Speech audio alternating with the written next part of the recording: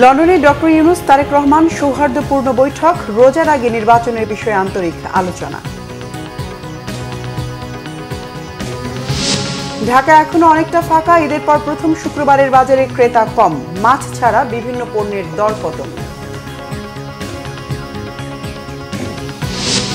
Israel Iran পাল্টাপাল্টি হামলা, বিপ্লবী গার্ড প্রধান ও 6 পরমাণু গবেষক সহ 70 জন নিহত।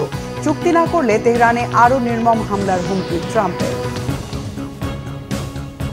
দেখছিলেন ক্রাউন সিমেন্ট সংবাদ শিরোনাম। এবারে বিস্তারিত। আলোচিত বৈঠকে প্রধান উপদেষ্টা ডক্টর মোহাম্মদ ইউনূসকে রমজানের আগে নির্বাচনের প্রস্তাব দিয়েছেন বিএনপির ভারপ্রাপ্ত চেয়ারম্যান তারেক রহমান। জবাবে প্রস্তুতি শেষ হলে আগামী রমজানের আগে জাতীয় সংসদ নির্বাচন, তার আগে সংস্কার ও বিচারের অগ্রগতি প্রয়োজন বলে মনে করেন ডক্টর ইউনূস। বৈঠক শেষে ব্রিফিংয়ে ইসি শীঘ্রই নির্বাচনের তারিখ ঘোষণা করবে বলে জানিয়েছেন প্রধান উপদেষ্টা নিরাপত্তা উপদেষ্টা ডক্টর খলিলুর রহমান। লন্ডন থেকে বিস্তারিত জানাচ্ছেন মোহাম্মদ আব্দুল হান্নান।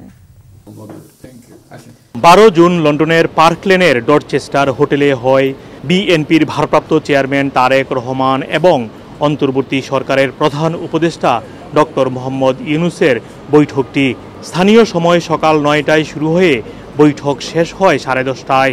ডক্টর ইউনূস ও তারেক রহমানের বৈঠকের শুরুতে ছিলেন জাতীয় নিরাপত্তা উপদেষ্টা ডক্টর খলিলুর রহমান ও বিএনপির স্থায়ী কমিটির সদস্য আমির খসরু মাহমুদ চৌধুরী। পরে ডক্টর ইউনূসের সঙ্গে একান্ত বৈঠক হয় তারেক রহমানের। 1.5 ঘন্টার বৈঠক শেষে সাংবাদিকদের ব্রিফ করেন বিএনপির স্থায়ী কমিটির সদস্য আমির খসরু মাহমুদ চৌধুরী ও জাতীয় নিরাপত্তা উপদেষ্টা ডক্টর খলিলুর রহমান। জনাব তারেক রহমান প্রধান উপদেষ্টার কাছে আগামী বছরের রমজানের আগে নির্বাচন আয়োজনের প্রস্তাব করেন। দলের চেয়ারপারসন বেগম খালেদা জিয়াও মনে করেন ওই সময় নির্বাচন অনুষ্ঠিত হলে ভালো হয়। প্রধান উপদেষ্টা বলেন যে তিনি আগামী বছর এপ্রিলের প্রথমার্ধের মধ্যে নির্বাচন অনুষ্ঠানের ঘোষণা দিয়েছেন। সকল প্রস্তুতি সম্পন্ন করা গেলে 2026 সালের রমজান শুরু হওয়ার আগের সপ্তাহেও নির্বাচন আয়োজন করা যেতে পারে। সেক্ষেত্রে সেই সময়ের মধ্যে সংস্কার ও বিচারের বিষয়ে পর্যাপ্ত অগ্রগতি অর্জন করা প্রয়োজন হবে। নির্বাচন কমিশন আমরা আশা করব শীঘ্রই একটা তারিখ ঘোষণা করবে। তারেক রহমান কবে ফিরবেন এমন প্রশ্নের জবাবে জানানো হয়, যখন তিনি চান তখনই দেশে ফিরতে পারবেন। বৈঠকে সংস্কার ও বিচারের বিষয়েও কথা হয়েছে বলে জানানো হয় সংবাদ সম্মেলনে। ঐক্যমতের পরিপ্রেক্ষিতে আমরা সংস্কার এবং জুলাই সনদ দুটাই করব। সকলের ঐক্যমতের পরিপ্রেক্ষিতে সেটা সিদ্ধান্ত নেওয়া হবে এবং এটা আমি নিশ্চিত এটা খুব কম সময়ের মধ্যে আমরা সেই সিদ্ধান্ত নিতে পারব। সংস্কারের বিষয়টা একটা চলমান প্রক্রিয়া, এমন না যে সব সংস্কার এখন শেষ হয়ে যাবে। এটা নির্বাচনের আগেও কিছু সংস্কার হবে যেখানে ঐক্যমত হবে, আর নির্বাচনের পরেও সংস্কার অব্যাহত থাকবে। কারণ আমরা যেই দেশ গড়ার প্রত্যয় নিয়েছি, সংস্কারের প্রয়োজনীয়তা সবাই অনুভব করছে এখানে, সুতরাং আগে পরে সংস্কার চলতে থাকবে। বৈঠকটির সময় হোটেলের বাহিরে ছিল অসংখ্য নেতাকর্মীর অবস্থান। নির্বাচনের পাশাপাশি দেশে গণহত্যাকারীদের বিচারেরও জোর দাবি জানান তারা। জুলাই আগস্টের গণহত্যার পর এই প্রথম দেশের অন্তর্বর্তীকালীন সরকার প্রধান এবং দেশের বৃহৎ একটি দলের শীর্ষ নেতার সাথে বৈঠক অনুষ্ঠিত হলো। এই বৈঠকটি ফলপ্রসূ হয়েছে বলে মনে করছেন অনেকেই। এছাড়াও হোটেলের সামনে আসা নেতাকর্মীরা আশা প্রকাশ করছেন রমজানের আগেই একটি নির্বাচন অনুষ্ঠিত হবে, এর মাধ্যমে দেশে গণতন্ত্র ফিরে আসবে। মোহাম্মদ আব্দুল হান্নান, বাংলা ভিশন, যুক্তরাজ্য। বিএনপির মহাসচিব মির্জা ফখরুল ইসলাম আলমগীর বলেছেন, ডক্টর মোহাম্মদ ইউনূস ও তারেক রহমান দেশকে সামনের দিকে আশা নিয়ে এগিয়ে যাবার স্বপ্ন দেখিয়েছেন। এই দুই নেতা প্রমাণ করলেন বাংলাদেশের মানুষ এখনও প্রয়োজনের সময় ঐক্যবদ্ধ হতে পারে। অতীতের ছোটখাটো ভুল বোঝাবুঝি ভুলে জাতীয় ঐক্যকে আরও দৃঢ় করে দ্রুত নির্বাচনের দিকে এগিয়ে যাবার উপর জোর দেন মির্জা ফখরুল। রিপোর্ট আহমেদ সরওয়ারের।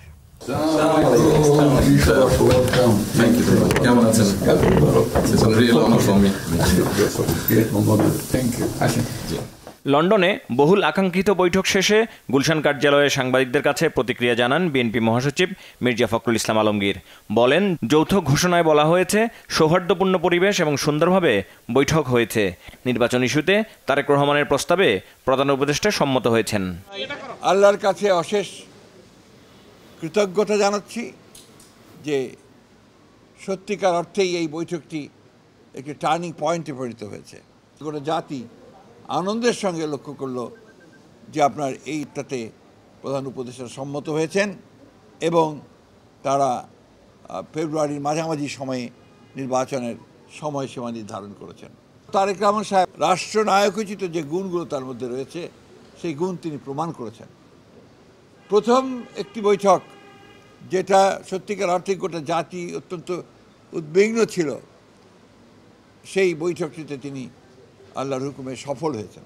একটা যে স্টেলমেট ছিল, একটা যে আপনার সব কিছু অনিশ্চিত অবস্থায় চলে গিয়েছিল, সেই অবস্থাটাকে কাটিয়ে তিনি জাতিকে এই দুই নেতা আবার সামনের দিকে আশা নিয়ে এগিয়ে যাওয়ার স্বপ্ন দেখিয়েছেন। গণতন্ত্র একদিনের বিষয় না, চর্চার বিষয় উল্লেখ করে মির্জা ফখরুলের আহ্বান সোশ্যাল মিডিয়ায় বকাবকি, একে অপরকে গালাগালি বন্ধ করে জাতীয় ঐক্য সৃষ্টি করে দেশকে পুনর্গঠনে এগিয়ে যাওয়ার।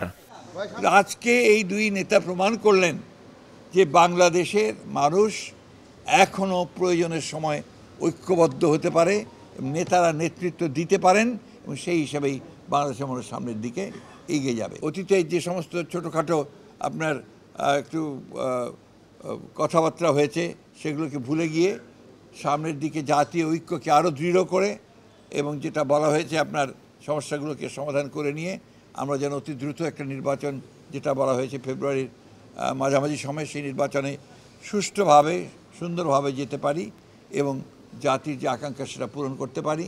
আসুন আমরা সবাই একসাথে একযোগে জাতীয় ঐক্য সৃষ্টি করে আমরা দেশকে পুনর্গঠনের জন্য, নতুন বাংলাদেশ গঠন করবার জন্য এগিয়ে যাই। গণতন্ত্রের জন্য এত বছরের সংগ্রাম, রক্তদানের কথা শ্রদ্ধার সাথে স্মরণ করেন বিএনপি মহাসচিব। আহমেদ সরওয়ার, বাংলা ভিশন, ঢাকা। ডক্টর ইউনূস ও তারেক রহমানের বৈঠকের পর রাজনীতির মাঠে উত্তাপ কমবে বলে মনে করছেন বিশ্লেষকরা। ফেব্রুয়ারির প্রথম সপ্তাহে জাতীয় নির্বাচনের তারিখ নির্ধারণকে ইতিবাচকভাবেই দেখছেন রাজনীতিবিদরা। নির্বাচনের তারিখ জটিলতা কেটে গেলে সংস্কার ও বিচার দ্রুত হবে বলেও তাদের মত। রিপোর্ট ফররুক বাবুর। বিচার ও সংস্কার প্রশ্নে ঐক্যমত্য থাকলেও সাম্প্রতিক সময়ে নির্বাচনের দিনক্ষণ নিয়ে দেখা দেয় অস্থিরতা। বিএনপির সাথে অন্তর্বর্তী সরকারের রীতিমতো টানাপোড়েন শুরু হয়। এমন বাস্তবতায় সবার চোখ লন্ডনে। 1.5 ঘন্টার বৈঠক শেষে সন্তুষ্টির কথা জানিয়েছে দুপক্ষই। এ বৈঠককে রাজনীতিতে ইতিবাচক দেখছেন গণসংহতি আন্দোলনের প্রধান সমন্বয়ক জোনায়েদ সাকি। বলেন, নির্বাচন ইস্যুতে সময়ক্ষেপণ সংস্কার ও বিচারকে বাধাগ্রস্ত করছে। আজকে যখন বিএনপি অ্যাক্টিং চেয়ারপারসনের সাথে আলোচনার পরিপ্রেক্ষিতে মাননীয় প্রধান উপদেষ্টা বলেছেন যে এটা সম্ভব যদি বিচার এবং সংস্কার কাজ যথেষ্ট পরিমাণ অগ্রগতি হয়, তো সেদিক তার মানে একটা ইতিবাচক সম্ভাবনা তৈরি হয়েছে। সেটাকে আমরা স্বাগত জানাই, কেননা নির্বাচন বিষয়ে কোনো রকম অনাস্থার জায়গা আমাদের জন্য কোনো ইতিবাচক জায়গা তৈরি করবে না। আমরা একটা প্রেস স্টেটমেন্ট থেকে যা জেনেছি যে নির্বাচনের তারিখ নিয়ে আলোচনা হয়েছে কিংবা সময়টা নিয়ে আলোচনা হয়েছে, যে এপ্রিল ঘোষিত সময়টা আপনার খুব নানা সমস্যাগুলো কী কী সেগুলো তুলে ধরা হয়েছে এবং রমজানের আগে হলেই সেটা সকলের কাছে গ্রহণযোগ্য হয় কিংবা বাস্তবসম্মত হয় সব দিক থেকে, সেই বিষয়টা তুলে ধরা হয়েছেন। প্রধান উপদেষ্টাও সে বিষয়ে একটা ইতিবাচক মনোভাব দেখিয়েছেন, অন্তত আলোচনার সুযোগ আছে সেটা মনে হয়েছে। তবে নির্বাচনের এই দিনক্ষণ এনসিপি মানবে কিনা তা নিয়ে সন্দিহান রাজনীতি বিশ্লেষক ডক্টর জাহিদুর রহমান। সংস্কার রাজনৈতিক ইস্যু, এটাকে সামনে রেখে নির্বাচনকে বাধাগ্রস্ত করা অন্তর্বর্তী সরকারের ভুল সিদ্ধান্ত বলেও মত তার। একটা কিন্তু আছে, সেটা হলো ধরুন প্রধান উপদেষ্টা এটা চাইলেন, কিন্তু কেউ কেউ কি আছেন যারা এটাকে, এই চাওয়াটাকেও সমস্যায় ফেলতে পারে। খেয়াল করি, এই যে আজকে যে সংবাদ সম্মেলন হলো সেখানেও যারা বাংলাদেশ খসরু এবং জনাব খলিলুরের সামনে এই প্রশ্নটা উত্থাপন করা হয়েছিল, এনসিপি তো বর্তমান নির্বাচন কমিশনের অধীনে নির্বাচন চায় না। তাহলে ধরুন কিছুদিন পর প্রধান নির্বাচন কমিশনার বা নির্বাচন কমিশন যদি একটা টেন্টেটিভ নির্বাচনের তারিখ ফেব্রুয়ারিতে দেয়, এনসিপি চায় না এবং জামাতও তাদের সাথে একই রকম বক্তব্য দিয়েছে আগে, তো তারা যদি বলে যে তারা এইটা চায় না, তারা এটা মানে না, আবারও যদি তারা রাস্তায় যাওয়ার চিন্তা বা চেষ্টা করে, যেমনটা আওয়ামী লীগ নিষিদ্ধকরণের ক্ষেত্রে হয়েছে, সরকার চেয়েছিল নিষিদ্ধ করবে না কিন্তু এই চাপের মুখে করতে হয়েছে, সব এরকম একটা আশঙ্কাও দেখি। এটার প্রধান কারণ হচ্ছে এই সরকারের ভেতরে অনেকগুলো পাওয়ার সেন্টার আছে, মানে প্রধান উপদেষ্টা চাইলেই যে সেটা এক্সিকিউটেড হবে তিনি চাইলেন, কিন্তু আরেকজন একটু ভিন্নভাবে ভাবলেন, ভিন্নভাবে করলেন। তারা এনসিপির উপরে কারো উপরে যদি কারো প্রভাব থাকে, সেটা সরকারের ভেতরে বা সরকারের বাইরে কারো, তো এইরকম ঝুঁকিগুলো এখনো আছে বলে আমি মনে করি। নির্বাচন ও সংস্কারকে মুখোমুখি দাঁড় না করানোর পরামর্শ এই রাজনীতি বিশ্লেষকের। ফররুখ বাবু, বাংলা ভিশন, ঢাকা। ছুটি শেষে কাজে যোগ দিতে ঢাকায় ফিরতি মানুষের ভিড় বাড়ছে রেল স্টেশন ও বাস টার্মিনালগুলোতে। ট্রেনের ফিরতি যাত্রা নিয়ে যাত্রীদের স্বস্তি থাকলেও তীব্র যানজট আর ভোগান্তির অভিযোগ সড়ক পথের যাত্রীদের। আরও জানাচ্ছেন মোবাশ্বের আহমদ। ছুটি শেষে ধীরে ধীরে রাজধানীতে ফিরতে শুরু করেছে কর্মজীবী মানুষ। লম্বা ছুটি শেষে একটু স্বস্তির যাত্রার জন্য অনেকেই ছুটি শেষ হওয়ার আগেই ঢাকায় ফিরছেন। তবে করোনা ভাইরাসের সংক্রমণ এড়াতে স্বাস্থ্যবিধি অনুযায়ী মাস্ক পরার নির্দেশনা থাকলেও এখনও ঢিলেঢালা ভাবেই চলছে বেশিরভাগ মানুষ। কমলাপুর স্টেশনে শুক্রবার সকালে ঢাকায় ফেরা যাত্রীদের ভিড় ছিল চোখে পড়ার মতো। সময় মতোই এসেছে প্রায় সব এলাকা থেকে ছেড়ে আসা ট্রেন। ঈদে আমার বোনদের বাসায় বেড়াইতে গেছিলাম, খুব ঈদ যাপন করলাম, অনেক ভালো লাগলো। হ্যাঁ, অনেক ভালো হয়েছে। বাবা মার সাথে ঈদ কাটালে তো অনেক ভালো লাগবে। আসলে খুব আনন্দ সহিত ঈদ কাটায় এখন ঘর মুখে ফিরলাম। ভোগান্তির অভিযোগ সড়ক পথের যাত্রীদের। শুক্রবার সকাল থেকেই দেশের বিভিন্ন জেলার বাস থামছে রাজধানীর সায়দাবাদ ও গাবতলী বাস টার্মিনালে। ফিরলাম, এখন অফিস খুলবে রবিবারে, এর জন্য আগে ফিরে আসলাম। ছুটি নিয়ে গেছি, ছুটি শেষ হয়ে গেছে, চলে যাইছি। অসুস্থ মাকে ছেড়ে আসতেও অনেক কষ্ট হয়েছে, তবুও কর্মের কারণে আসতেই হলো এই ব্যস্ত নগরী। যে গাড়ি আমার এনে ভোরে 5টা 5:30 এই নাইলাম কটায় 11টায়। কুড়িগ্রাম থেকে আসছি। আপনি নর্মালি কুড়িগ্রাম থেকে বাসে মানে 9 ঘন্টা সর্বোচ্চ 10 ঘন্টার মতো লাগে। আমি আপনার মানে 12.5 ঘন্টা লাগছে আমার আসতে। দেখতে দেখতে শেষ হয়ে এলো ঈদের লম্বা ছুটি। রবিবার থেকে শুরু হবে সরকারি বেসরকারি অফিস আদালতের স্বাভাবিক কার্যক্রম। মোবাশ্বের আহমেদ, বাংলা ভিশন, ঢাকা। করোনা ভাইরাসের নতুন উপধরন অমিক্রন XBBতে আক্রান্ত রোগী বাড়ছে। সেই সাথে প্রতি বছরের মতো এই সময় বাড়ছে ডেঙ্গু রোগীও। করোনা ও ডেঙ্গু ভাইরাসের প্রাদুর্ভাব ঠেকাতে স্বাস্থ্যবিধি মেনে চলার পরামর্শ দিয়েছেন বিশেষজ্ঞরা। এটিকে গত 24 ঘন্টায় ডেঙ্গুতে 5 জন ও করোনায় 2 জনের মৃত্যু হয়েছে। নাবিল জাহাঙ্গীরের রিপোর্ট। প্রতিবেশী ভারত সহ বিশ্বের কয়েকটি দেশে বাড়ছে করোনার সংক্রমণ। দেশেও বাড়ছে করোনার নতুন উপধরন ওমিক্রন XBBতে আক্রান্ত রোগীর সংখ্যা। এমন পরিস্থিতিতে করোনা ভাইরাসের নতুন করে ছড়িয়ে পড়া ঠেকাতে বুধবার 11 দফা নির্দেশনা দিয়েছে স্বাস্থ্য অধিদপ্তর। ঈদের লম্বা বিরতি শেষে রাজধানীতে ফিরছে মানুষ। কর্মচাঞ্চল্য ফিরে পাচ্ছে মহানগরী ঢাকা। তবে রেলওয়ে স্টেশন, বাস টার্মিনাল, বাজার কিংবা রাস্তাঘাটে যারা চলাচল করছেন তাদের অধিকাংশই মানছেন না স্বাস্থ্যবিধি। মাস্ক ব্যবহারের ক্ষেত্রেও রয়েছে অনেকের অনীহা। সরকার বা ডাক্তাররা যেভাবে বলে সেই স্বাস্থ্যবিধি আমাদের অনুকরণ করা উচিত। জীবন অনেকগুলো জীবন যেরকম এসে ছড়াইতেছে, সেই কারণে মাস্ক পরা আমি মনে করি সবারই পরানো উচিত। আমি তো ভুল করেছি, আপনাদের মাধ্যমে সবাইকে সচেতন করছি, সবাই যেন মাস্কটা ইউজ করে। বিশেষজ্ঞরা বলছেন এখনই আতঙ্কিত হওয়ার কারণ না থাকলেও সচেতন হওয়ার প্রয়োজন আছে। মানুষ স্বাস্থ্যবিধি মেনে না চললে আবারও দেখা দিতে পারে বিপর্যয়। একজন থেকে একজনে ছড়িয়ে পড়লে কিন্তু সেটা হলো আক্রান্তের সংখ্যা বাড়বে। যাতে ছড়িয়ে না পড়ে সেই জন্য কিন্তু স্বাস্থ্যবিধি মানাটা দরকার। এই জন্য সতর্ক করা দরকার যে এখনও কিন্তু আমাদের ওই পর্যায়ে যায়নি। আক্রান্ত যা আছে সে নিয়ন্ত্রণের মধ্যেই আছে, কিন্তু বিশ্ব অন্যান্য দেশে বেড়ে যাচ্ছে দেখে আমরা আগাম সতর্কবার্তা দিচ্ছি স্বাস্থ্যবিধি মানার জন্য। এটা মানলে কিন্তু সংক্রমণটা কম হবে। পাশাপাশি দেশে বেড়ে চলা ডেঙ্গু ভাইরাসের আক্রমণ ঠেকাতেও সচেতনতাই প্রধান হাতিয়ার বলছেন এই স্বাস্থ্য বিশেষজ্ঞ। চেষ্টা করতে হবে সবসময় মশারির নিচে থাকা, আর সর্বোপরি বৃষ্টির পানি যেন ওই যে গাছপালা বা ফুলের টব অথবা বাসার আনাচে কানাচে ময়লা আবর্জনা এগুলো না থাকে সেগুলোর দিকে খেয়াল রাখা। করোনা কিংবা ডেঙ্গু উপসর্গ দেখা দিলেই ডাক্তারের পরামর্শ নেয়ার আহ্বান বিশেষজ্ঞদের। পাশাপাশি রোগটি যাতে ছড়িয়ে না পড়ে সে বিষয়ে সচেতন হতে হবে রোগী ও পরিবারকে। নাবিল জাহাঙ্গীর, বাংলা ভিশন, ঢাকা। আশা হতাশায় ফ্রান্সে শেষ হলো 5 দিনের জাতিসংঘ আন্তর্জাতিক সমুদ্র কনফারেন্স। বঙ্গোপসাগর কেন্দ্রিক ব্লু ইকোনমি বা নীল অর্থনীতি বাংলাদেশের ভবিষ্যৎ প্রবৃদ্ধির সম্ভাবনাময় খাত হলেও তা বর্তমানে বৈশ্বিক জলবায়ু সংকট ও সমুদ্র দূষণের কারণে চ্যালেঞ্জের মুখে। এমনটি বলছেন বাংলাদেশ থেকে অংশ নেওয়া পরিবেশ বিজ্ঞানীরা। ফ্রান্সের নিস শহর থেকে সমুদ্র কনফারেন্সের আরো খবর জানাচ্ছেন ওবায়দুল্লাহ মামুন, ছবি তুলেছেন সৈয়দ আমানুল্লাহ ওয়ালস। পাহাড় আর সমুদ্রের মিতালি ফ্রান্সের পর্যটন এলাকা নিস। সমুদ্রের কোল ঘেঁষে পাহাড়ের পাদদেশে বসেছিল জাতিসংঘের ৩য় আন্তর্জাতিক সমুদ্র সম্মেলন।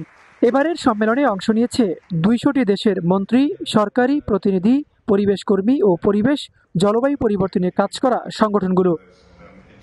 এবারের সম্মেলনে উচ্চ সমুদ্র চুক্তি ও গভীর সমুদ্রে খনন বন্ধ এবং নতুন প্লাস্টিক চুক্তিতে ৯৫টি দেশ সই করেছে। তবে এসব চুক্তিকে অকার্যকর আর ফাঁকা বলেছে আন্তর্জাতিক পরিবেশবাদী সংগঠন গ্রিনপিস। এ আয়োজনে গভীর সমুদ্র খনন নিয়ে বিতর্কের পাশাপাশি আন্তর্জাতিক জলসীমায় সংরক্ষণের উল্লেখযোগ্য অগ্রগতি দেখা গেছে। তবে ছোট দ্বীপরাষ্ট্রগুলোর জন্য বড় আর্থিক প্রতিশ্রুতি না দেওয়া ও এজেন্ডা থেকে জীবাশ্ম জ্বালানির প্রসঙ্গ বাদ পড়ায় অনেক প্রতিনিধি হতাশা প্রকাশ করেছেন।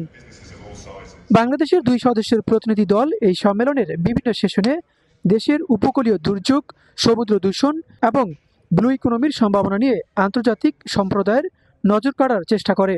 বঙ্গোপসাগর কেন্দ্রিক ব্লু ইকোনমি বাংলাদেশের ভবিষ্যৎ প্রবৃদ্ধির সম্ভাবনাময় খাত হলেও তা বর্তমান বৈশ্বিক জলবায়ু সংকট, সমুদ্র দূষণের চ্যালেঞ্জের মুখে। আমাদের ভবিষ্যৎ যে কোনো অ্যাক্টিভিটি, সেটা পলিসি লেভেলের হোক, সেটা কোনো গ্রাউন্ড ব্রেকিং ডিসকাশন হোক, সেখানে যেন ইয়াংকে ইনভলভ করে। ইয়াংকে ইনভলভ করার একটা সুযোগ আছে, সুবিধা আছে। সেটা হচ্ছে কি, ইয়াংরা যখন বর্তমান পলিসির সাথে অ্যাডাপ্ট করবে, আগামী প্রজন্মের পলিসি কি হবে সেটা যখন নিতে পারবে, তখন তারা যখন লিডারশিপে যাবে, তাদের কিন্তু মোটিভেশনটা ডিফারেন্ট টাইপের হবে, সমন্বয়টা আরো সুন্দরভাবে হবে। রিসার্চের জন্য অনেক অপরচুনিটি দরকার, যেটা আমাদের ডেভেলপিং কান্ট্রিজে অনেক কিছু নাই। তো এটা কোঅর্ডিনেশনের মাধ্যমে আসবে। শুক্রবার সকাল ১১টায় বিশেষ সেশনের মধ্য দিয়ে সম্মেলনটি শেষ হয়। নতুন প্লাস্টিক চুক্তি, গভীর সমুদ্র খনন বন্ধ, উচ্চ সমুদ্র চুক্তি আইনি হাতিয়ার, যা আন্তর্জাতিক জলসীমায় সুরক্ষিত এলাকা তৈরি করতে পারে। ২০১৩ সালের মধ্যে বিশ্বের ৩০ ভাগ মহাসাগর রক্ষা করার জন্য দলিল হিসেবে কাজ করবে বলে মনে করেন সম্মেলনে অংশ নেওয়া বিভিন্ন দেশের প্রতিনিধিরা। উচ্চ সমুদ্র চুক্তি, গভীর সমুদ্রে খনন বন্ধ এবং নতুন প্লাস্টিক, এই ৩টি চুক্তি স্বাক্ষরিত হয়েছে এবারের ৩য় জাতিসংঘের আন্তর্জাতিক এই সমুদ্র কনফারেন্সে।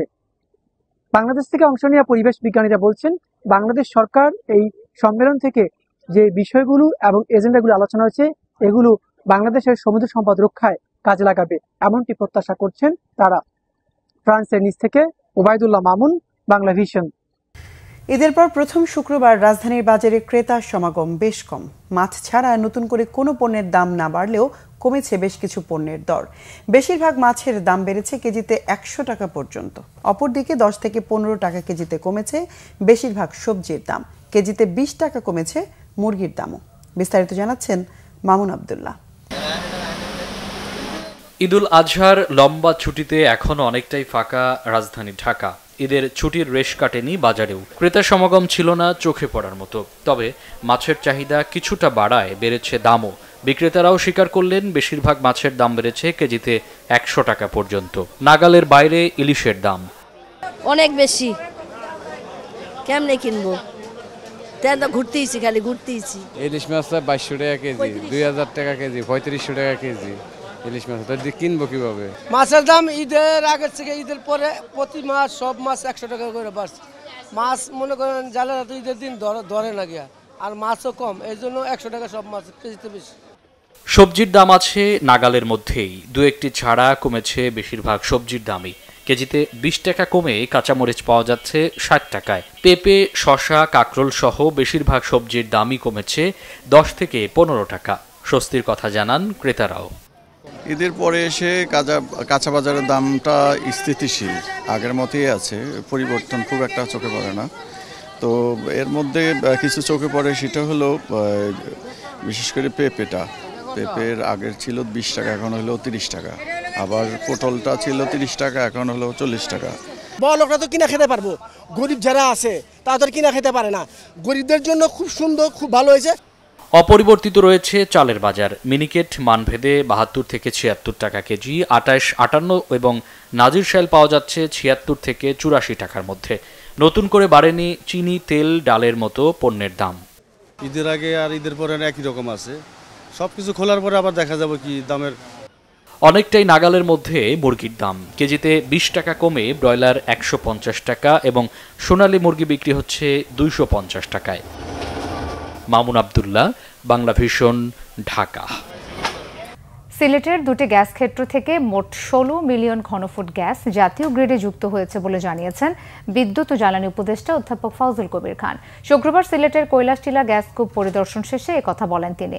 এ সময় তিনি আরও বলেন, যেসব এলাকা থেকে গ্যাস উত্তোলন করা হয় সেসব এলাকার মানুষের জন্য এখন থেকে স্বল্প মূল্যে সিলিন্ডার গ্যাস সরবরাহ করবে সরকার। তবে বাসাবাড়িতে লাইনের গ্যাস সরবরাহ করাকে নিরুৎসাহিত করে উপদেষ্টা বলেন, বাসাবাড়িতে গ্যাস সংযোগ করা কোনোভাবেই সম্ভব নয়, কারণ এতে খরচের পরিমাণ বেড়ে যায়। সিলেটের কৈলাসটিলা ও সিলেট গ্যাস ফিল্ডের ওয়ার্ক ওভারের কাজ পরিদর্শনকালে উপদেষ্টা আরও বলেন, আগামীতে বাসাবাড়ির গ্যাস সংযোগ কমিয়ে সাশ্রয়ী মূল্যে যাতে সিলিন্ডার গ্যাসের ব্যবহার বাড়ানো হয় সে ব্যাপারে কাজ করবে সরকার।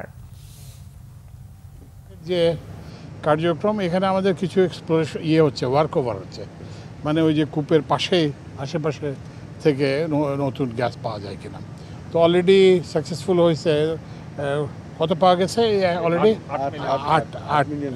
একটা ওই যে এখানে কৈলাসটির সাথে 8 মিলিয়ন পাওয়া গেছে MMCFD।